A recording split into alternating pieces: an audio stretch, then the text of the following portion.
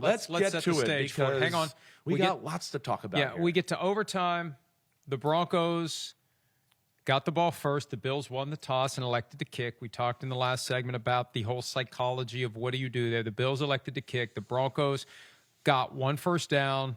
They got to the Denver 39. They lost some yardage, just 1 yard. 3rd and 11, didn't get the completion to Cortland Sutton. 4th and 11, they punt. The Bills started on their own 7. They started moving the ball. They had gotten it out to their 36. 3rd and 11, Josh Allen uncorks a deep ball right side to Brandon Cooks. Yes. The ball was caught. Right. Cooks went down. The ball popped out of his possession, and Jaquan McMillan ended up with the ball. The ruling on the field was an interception. There was no formal replay review. The game book, I've checked it 50 times. I've checked to make sure they haven't gone back and edited it to add it in later. There was no formal review of this moment. Now, look, I personally believe that the ruling on the field was correct. I personally believe that the replay standard, if applied according to what it is intended to be, clear and obvious, it would not have overturned the ruling on the field of an interception. My concerns are related to the transparency of the process, the quality of the process, whether or not they're telling us the truth about the process, and whether they're being consistent in their application of the rules. Mm-hmm. Consistency and transparency are the things that we have been harping upon. They have not been consistent. We'll show you. They are not transparent.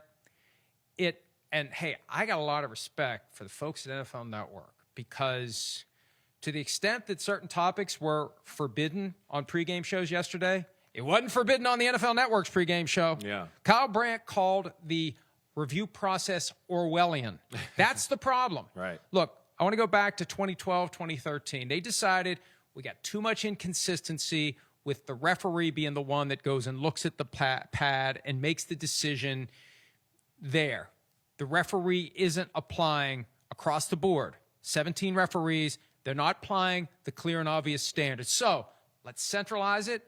We'll have one person, Dean Blandino, make these decisions, and we can trust Dean to apply the clear and obvious standard all the time. That's the idea. Let's do it. And then Dean Blandino left because, as Blandino told me on the record several years ago, the NFL doesn't properly value the position. In other words, they lowballed him when it was time to talk about his next contract. He went to Fox, and ever since then, it has been this amorphous, who's making these decisions? Who's in the room?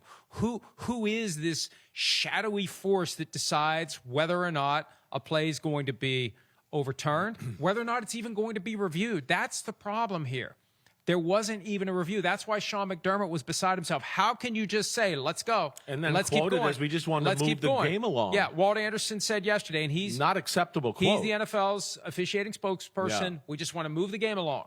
But wait, sometimes if we are going to have a habit of going frame by frame and overturning calls based on frame by frame, if you're ever going to go frame by frame, it's in a playoff game. Right. If you're ever going to go frame by frame, it's in overtime, a divisional round game.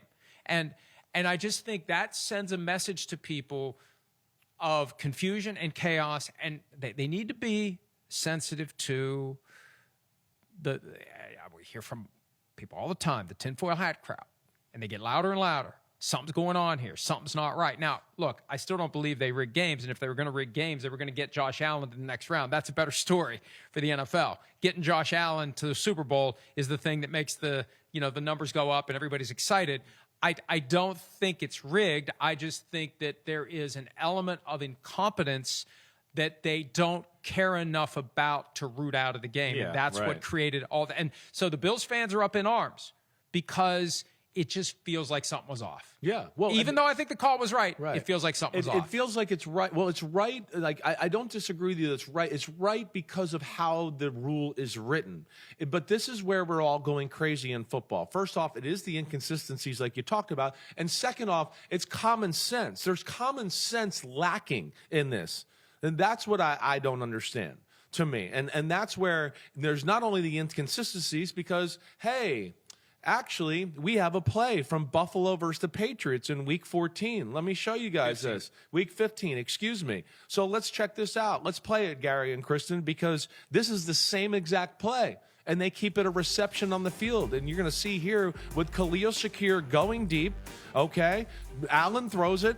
Marcus Jones takes the ball out of Khalil Shakir's hands. Boom. Same thing here. But in this instance, the Buffalo Bills were granted the ball. I would argue right here that this is way more of an interception than what we saw in the Denver game. In this one right here, Marcus Jones has his 2 hands on the football. Khalil Shakir has no hands on the ball. None. No hands are on the ball with Khalil Shakir. He is touching it with his elbow. He has no possession, and they gave him the completion, everybody. So you got that? That is incredible. Now, let's go back to our play and what we saw late in the football game in overtime, if you guys don't mind. Because let's watch this. Now, here's one where the defender is just touching the ball with one hand. He didn't catch anything. He came to the ground and got lucky that within the contact and everything there, that the guy rolled over and his hand that was stuck in between, just stuck in between because he has not caught the ball, he's able to pry that out.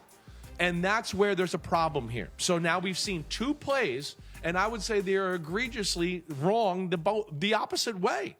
And that's where the NFL and coaches and everybody are going crazy, going, wait, that was a completion in Week 15, and the receiver barely had a hand on the ball, and that was clearly an interception. And here's one where the receiver clearly had a reception, and the defender just had a hand on the ball, and we went interception.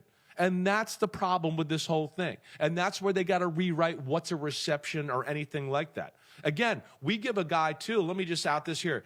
Let's just say here's the first down line. A guy comes back, right? The quarterback's over there. I'm catching the ball. They give a guy the ball, a reception, as soon as he touches the ball sometimes.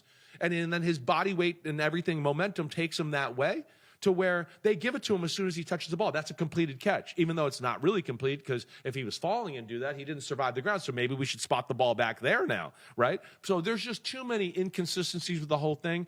I did not agree with that call in that moment. And I don't think you should be giving somebody an interception that when they fall to the ground, he doesn't have any grip on the football. He just has a hand in between a defender and it's stuck in between the defender, and because of rolling over, now he's allowed to pry that off. That is not a reception. That is not a reception in any schoolyard, backyard, high school, college, wherever. But on Saturday in a big playoff game, that was an interception, and that is where I just don't agree with that. Let me chime in here because, look, I believe the ruling was correct based upon the current rules. You disagree with the current rules, that's fine. Based on the current rules, because I want to operate within the realm of what the rules are. But so how do you explain the Bills game? I'm not. Right? I've got one better than that. Yeah. I'm going to see your Bills game, and I'm going to raise you Steelers-Ravens in a second. But bear with me. Bear with me. Yeah. The idea isn't whether or not the rule is good. I'll accept that that's the rule. We got 2 different scenarios when you catch a pass. You've got the traditional, I'm up on my feet, I've got to have possession of the ball, I've got to have 2 feet down, and I have to perform an act common to the game or have enough time to perform an act common to the game. And the NFL has twisted that into I need to get 3 feet down, and they ignore all the other things in the rules now. They ignore everything else. We saw that in the Isaiah Likely catch. So they avoid that rule. They ignore that. That one's ignored. They ignore that. But they do apply if you're going to the ground, you have to survive the ground, which is such an ominous term. Can we please, 345, can we come up with something better than you have to survive the ground? But that's what we all understand it to be. And that's the ruling here. And I think in isolation, as applied to Brandon Cooks on Saturday, I think it was applied correctly. But that is just the beginning of the conversation because, and I give you, Week 14, Steelers at the Ravens. This is incredible, too. Aaron Rodgers in the backfield. Ball is tipped. Aaron Rodgers has it. By the time we get to the ground, a Ravens player has it. And it is ruled on the field an interception, which means for he didn't take 3 steps or survive the ground. Which means for it to be overturned, it has to be clear and obvious that Aaron Rodgers caught the ball. He was going to the ground, and he has to maintain possession through going to the ground, and he didn't. And at the time, number one, they overturned this interception. They overturned it. And Mark Butterworth, the NFL's VP of Instant Replay, said the offensive player had control of the ball and he was going to the ground. There was a hand in there, but he never lost control of the ball. His knees hit the ground in control. Therefore, by rule, he's down by contact with control of the ball. Boom!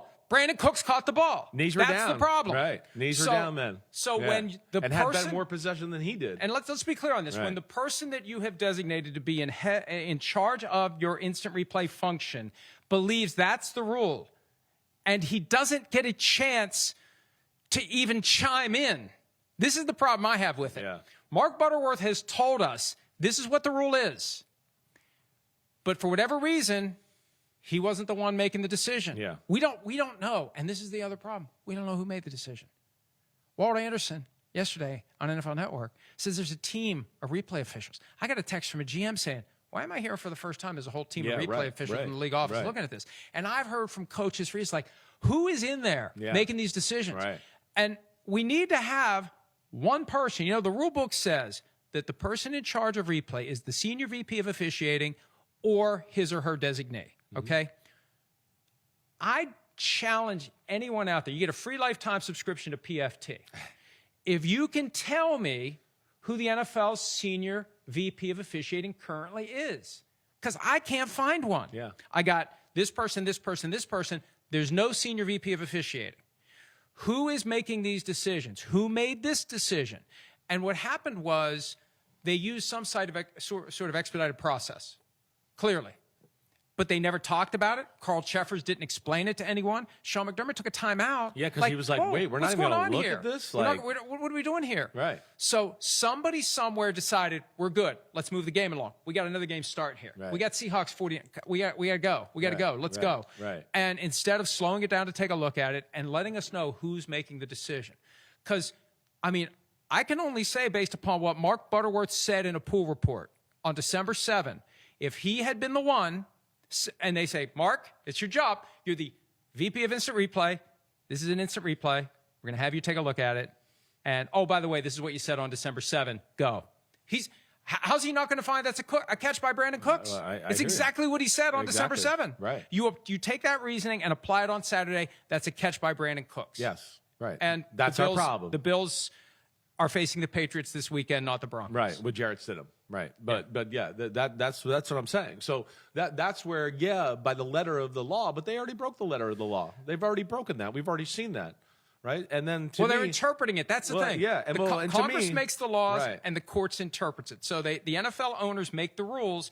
And through people like Mark Butterworth, we find out how they're interpreted. So but there's that's a lot my of point. They're interpreting them different ways. They're applying different standards. Right. That's where it becomes a problem. So, yes, under the letter of the law, okay, it was not a catch, it was an interception. But that's not how they've interpreted it. That's where it becomes a cluster fudge. Yes, right. I edited myself. Ready to go. Right. And that's what they have now. Yeah. And they don't want to talk about it. Let's move on. We got to move on. We got games next week.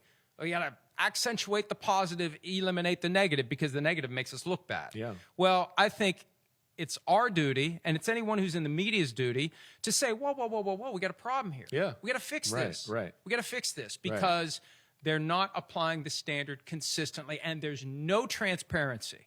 And when there's no transparency, that's when the tinfoil hat crowd is hitting me up nonstop saying the fix is in. Yeah. And I'm saying the fix isn't in. It's just incompetence. Either way, we got to address it. Right. No, I agreed there. And, this is, again, I think we even saw this further along with the football game, too. So we have that, the inconsistencies. Again, I don't agree with making that an interception. I don't. That's where, to me, there has to be something done with how the rule is written. Hi, it's Mike Florio. Thanks for watching PFT on YouTube. Hit subscribe for the latest news and analysis from Pro Football Talk.